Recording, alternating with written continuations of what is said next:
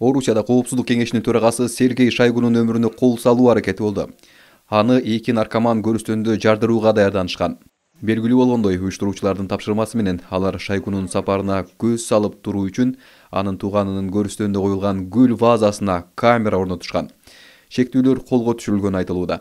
Америка Кошмо Штаттарынын президенти Дональд Трамп Орусия менен бизнес кылган өлкөлөргө каршы санкция жарыялоо боюнча республикачылар мыйзам долбоорун даярдап жатканын айтат. Мындан тышкары ал тизмеге Иран да кошулушу мүмкүн деп кошумчалады. Кээ бир сенаторлор Орусияга каршы көптөн бери кабыл ала элек санкциялардын пакетин кайра кабыл алууга аракет кылууда. Ага ылайык Орусиядан мунай жана газ сатып алган, Орусиянын энергетика сектору менен бизнес кылган өлкөлөргө каршы санкциялар каралган. Орус армиясы Украинанын түштүк чыгышындагы Ривапиле жана Малая Такмачка айылдарын алганын кабарлады. Ал арада Запорожье аймагында айыгышкан салгылашуулар уланууда. Украинанын дрон чабуулунан Орусиянын Кара деңиздеги негизги мунай терминалында мунай жеткирүү убактылуу токтоду. Кийинчерээк ал жерде операциялар кайра жанданганы маалым болду. Аналитиктер аны Орусиянын негизги чийки мунайды экспорттоочу инфраструктурасына урган Украинанын азырынча эң каттуу соккусу болгонун айтышууда. Украина декабрдан 2026 жылдын март айына чейин кыш мезгилинде өз муктаждыктарын жабуу максатында Грекия аркылуу АКШтын табигый суюк газын алаарын жарыялады. Президент Зеленский Афиныга жасаган сапары учурунда Грекиянын DA газ компаниясы менен Украинанын нафта компаниясынын ортосунда келишимге кол коюшкан. Украин лидери Грекиядан газ жеткирүү январь айында башталарын айтты. Сапар учурунда Зеленский АКШтын президенти Дональд Трампка ыраазычылыгын билдирип, Украинага Америкадан түз жана Грекия аркылуу да табигый газ алууга жол ачылганын кабарлады. Украинанын чабуулунан кийин 2 күнгө токтоп калган Орусиянын Кара деңиздеги негизги Новороссийск экспорт хабы иштей баштап, дүйшөмбү күнү Азиядагы биржада мунайдын баасы бир аз арзандады.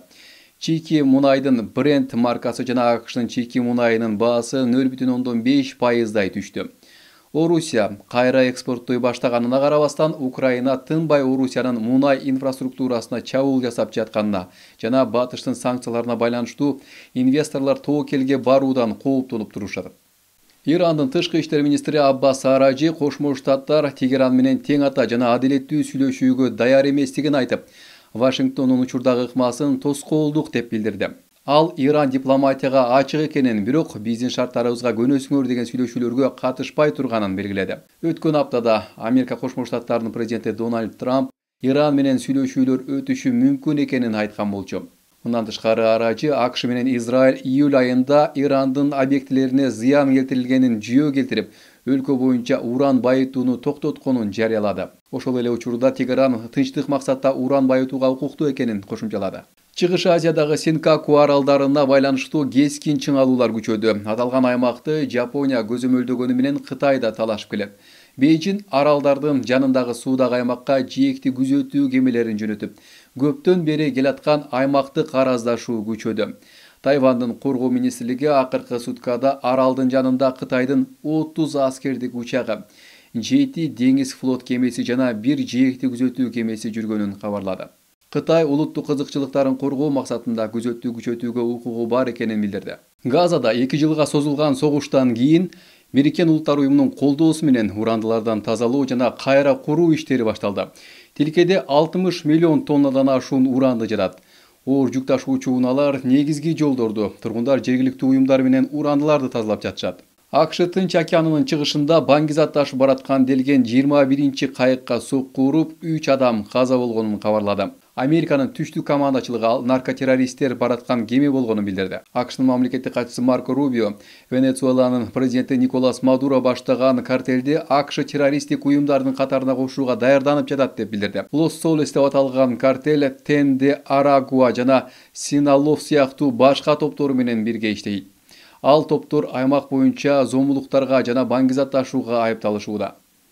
АКШнын президенти Дональд Трамп Кариб жарым аралдарында аскерлери жүргөн маалда Венесуэланын президенти менен сүйлөшүүлөрдү өткөрүшү мүмкүн экенин маалымдады. Бирок ал качан өтөрү же кандай форматта өтөрү ачыкталган жок. Бангладеште мурунку премьер-министри Шейх Хасина 2024 жылы өткөн студенттердин демонстрациялары учурунда күч колдонгонуна байланыштуу сот өкүмү чыкты. Сот аны элге каршы күч колдонгон деп тапты. Хасина Нью-Делиге качып барган.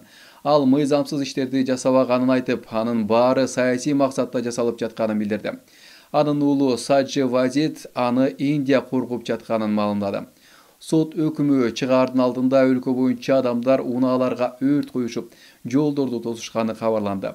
Хасинанын Авами лигасы өлкөдөгү мекеме ишканаларды 2 күн иш таштоого чакырды. Ал эми партиянын лидерлери жайгашкан жерин айтпай туруп онлайн түрүндө үгүт өнөктүгүн улантышууда. Мета компаниясы кызматкерлерин баалоо түзүмүн кескин өзгөртүүдө.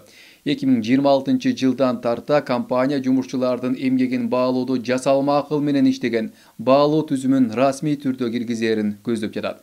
Компаниянын кадр кызматы жумушчуларга кат жөнөтүп, 2026 жылдан баштап технологиянын таасири негизги талап болоору тууралуу эскерткен. Мета инженериядан тартып маркетинг жана операция жүргүзүү бөлүмүнө чейин ар бирин натыйжалуу иштөөдө тезирээк жыйынтык көрсөтүүдө жана жакшыраак продукция берүүдө кантип алдыңкы инструменттерди жана автоматташтыруу түзүмүн колдонуп жатканын көрсөтөт деп үмүт кылууда. Мындай кадам менен анын жетекчиси Марк Цукерберг Метаны жасалма акыл менен иштеген биринчи уюмга айлантууну көздөөдө. Жапониянын Nikkei индекси өзгөргөн жок, бирок Кытай өз жарандарын Жапонияга барбай тургула деп эскерткенден кийин туризм жана чекене сууда жүгүртүү компанияларынын акциялары арзандап кетти. Жапонияда 32 жаштагы аял ChatGPT'нин жардамы менен жасалган жасалма интеллект каарманга расмий түрдө турмушка чыкты. Клаус аттуу виртуалдык каарман анын колун сураганда, бул аял ага макулдугун берип, 3 жылдан бери жашаган чыныгы күйөөсү менен да мамилесин токтоткон. Андан себебин сурашканда, ал жасалма акыл мени жакшыраак түшүнөт деп жооп бериптир. Баарынан да кызыгы, үйлөнүү үлпөт той аралаш форматта өткөн. Анда аял санарип күйөөсү менен бири-бирине шакек тагууда көрүп туруу үчүн атайын көз айнек да тагып алыптыр.